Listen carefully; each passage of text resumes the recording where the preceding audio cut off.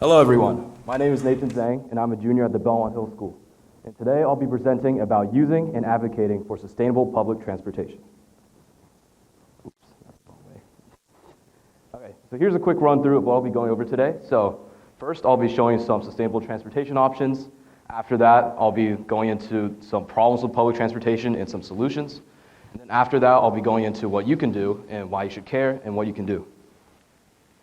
So first, here's some existing transportation options. So at the very top, we have our road-based transportation. So we have the personal vehicle, which would be your everyday car that you drive on the highway, you drive to school.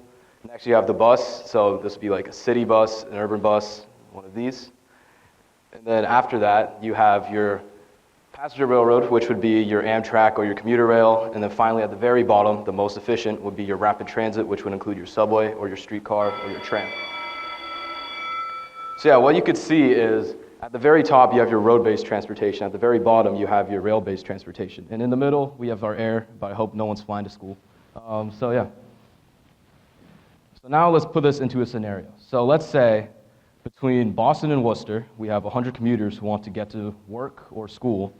And so first, if you take the car, there's going to be 100 cars for 100 people.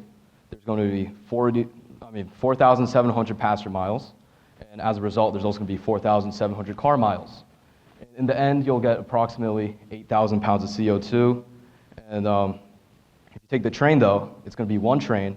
And although it's the same amount of passenger miles, you'll notice it's only 47 train miles. So even if the train emits more than a normal car does on a one-to-one scale, if you have 100 passengers, that takes away 99 cars. And in the end, you have a much better comparison. And guess what? It gets even better. In real life, the average train holds 1,480 people. That's 1,480 cars. And think about it. If you compare the carbon dioxide emitted now, you'll see that the car just totally does not compete with the train. So now let's go into the three main sustainable transportation options that we have right now. First, we have the electric vehicle. So some pros of this are there's no upfront carbon emissions. So when you operate it, it uses electricity. So obviously it's not going to burn anything. Another thing, it's personal. It's in your garage. You could take it anywhere you want. It's very frequent. You could drive it whenever you need to. However, some cons, it's inefficient in its operations in the way that it can only hold up to 6 people. Compare that to a bus that holds 50 or a train that could hold 1,000. And now what you see is the car is really inefficient. And the last part, it relies on road infrastructure. Highways and parking lots are very wide. They take up a lot of space. And ultimately, they can also take in a lot of heat from the sun. So in the end, it's very inefficient. Next, we have buses. So buses, some pros of them are they can be seen in various forms of alternative fuel. So this includes electricity, they could be hydrogen power, they could also be hybrid, so they have both electric and diesel power. Next we have some cons. So first, they rely on road infrastructure just like cars. And also, although they're cheaper than trains, they're still very expensive, and they cost anywhere between 10 million and 50 million per mile of BRT lane. And then finally, we have trains. So the pros are they're primarily electric, and their emissions, if they're not, they're very regulated. Next, they're also the most efficient. They carry the most passengers per engine, as you could say. However, some cons, they're very, very, very expensive to build. For subways, it could cost anywhere between $300 million to $4 billion per mile of subway tunnel. For light rail, it's a little bit cheaper. It's $15 million. And then finally, for conventional rails, it could range anywhere between $2 million and $100 million per mile. So now let's turn to the audience. Why don't you use public transportation? So, quick show of hands, who here takes public transportation every day for their daily commute? Just one? Okay. Anyway, for you Thayer guys, okay, who here's from Thayer? Raise your hand. The station's right there. Look at this, it's right there. And then for Belmont Hill, pretty similar. Our station though, it's a mile away. And we took a survey of all of the students at our school. And ultimately, transportation, 5 people. We had probably more people jokingly write they took a horse to school than took public transportation. So, I don't blame you. Here's the 3 main problems. So first, we have connectivity. So this is how many options do you have? How many different routes can you take to your train station? Next, we have frequency. How often does the train come, or any mode of transportation? Like when you get to your station, how long do you have to wait before you get on your transportation? And finally, access.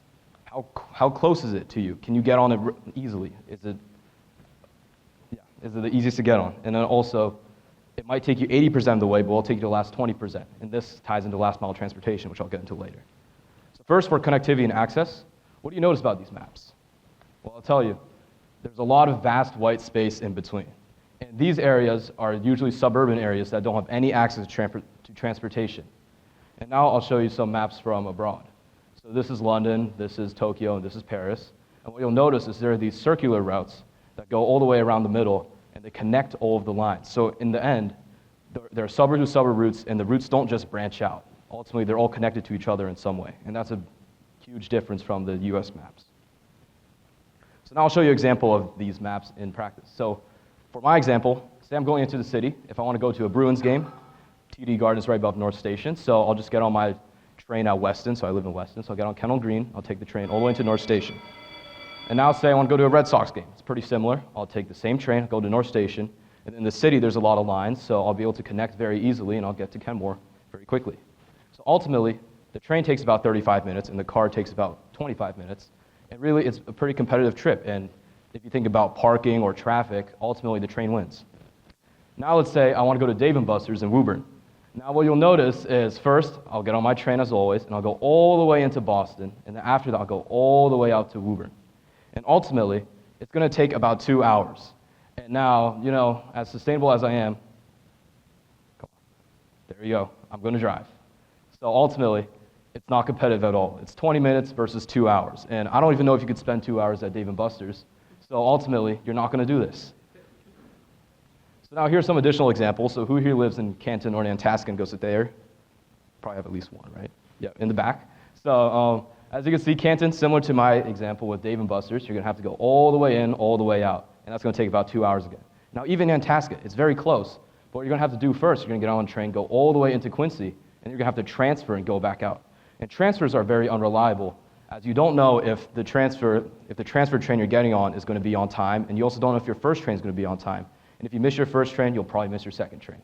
So ultimately, driving wins. 20 minutes versus 2 hours, and 20 minutes versus 40 minutes. So now going back to these three problems, we already addressed connectivity, frequency, and access to some extent. And now let's look into last mile transportation. So here's an example of another one. So let's say I'm going on a field trip. I'm going from my school in Belmont Hill. I'm going to Thoreau's cabin in Concord. The train trip is actually only 20 minutes. It's very competitive with the road as well. The road only takes 20 minutes as well. However, if you look at these two ends right here, you'll see I have to walk a lot. And ultimately, you need to walk 1 extra hour. So the trip by train is 1 hour and 20 minutes, and the car is 20 minutes. And once again, the train is out the picture. So why don't we have better public transportation? First, funding. Transportation costs a lot of money. You have to pay a lot just to build any type of infrastructure, and people are unwilling to do that despite the future benefits. Next, advocacy. Transportation is seen as having to be for-profit, and ultimately people do not want to pay for it. Next, there are no precedents. There are barely any precedents for truly sustainable and efficient public transportation in the United States. And finally, America's just not walkable. The freedom of the car is very appealing, and also there's so much existing car-based infrastructure, it's very hard to overlay any type of public transportation on top. So now let's go into some solutions. So here are the three main problems that we just talked about, and here are the solutions. So first, there should be more train lines and bus routes that connect suburb to suburb. So if you look at this proposed map of the MBTA in the future, you'll see a bunch of these loop tracks that connect to each other, and ultimately that connects suburbs. Next, frequency. If you modernize equipment, you'll have a lot more frequent transportation, and that can happen a lot more often and also cost less. And finally, access. Transportation should be a right and not a privilege. It should remain affordable, and connectivity also helps with that. And finally, towns should be able to fund their own bus routes that funnel into these public transportation services. So why should you care ultimately? So sustainability, first of all, transportation contributes a lot to global warming, and we need to mitigate its effects. Next, connectivity. So the access to many locations for everyone promotes both social mobility and affordability. So affordable housing can be built along transportation routes, especially in areas where the land is cheaper. And finally, community. So people are more knit closer together when they can meet each other more often, and public transportation helps that. So what can you do? First, you could join advocacy groups. Here, for example, is one really good advocacy group, Transit Matters. So you can either be a member, you could donate, or you could attend an event. They have an event coming up very soon where they're going to ride the brand new South Coast Rail all the way down, and it also comes through Braintree, so you guys are invited. You can also show interest in transportation. Take it when you can. I'm aware there's a lot of time constraints, but But whenever you put your destination into a navigation app, just try using the transit mode and see what you could do. Also, vote for politicians that support transportation. Do your research. Check on either a town level or on a state level what you could do to vote. And then also tell your school that you're interested. Schools can hand out student cards that you're usually discounted or even free. So you should know about this if you ask your school. And also, school buses. You could promote school buses. So who here takes a school bus? Who here used to take a school bus? There we go. So yeah, ask your school about school buses. And school buses don't have to take you right to your home. They could also take you to a bus stop or a train station nearby. And lastly, I'll leave you with this.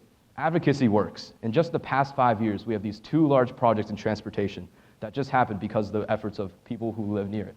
So for example, Medford and Tufts, they got a whole Green Line extension for them, which they previously didn't have. And the towns of Fall River and New Bedford, they also just recently got these. All right, I'm Nathan Zhang. Thank you all for listening.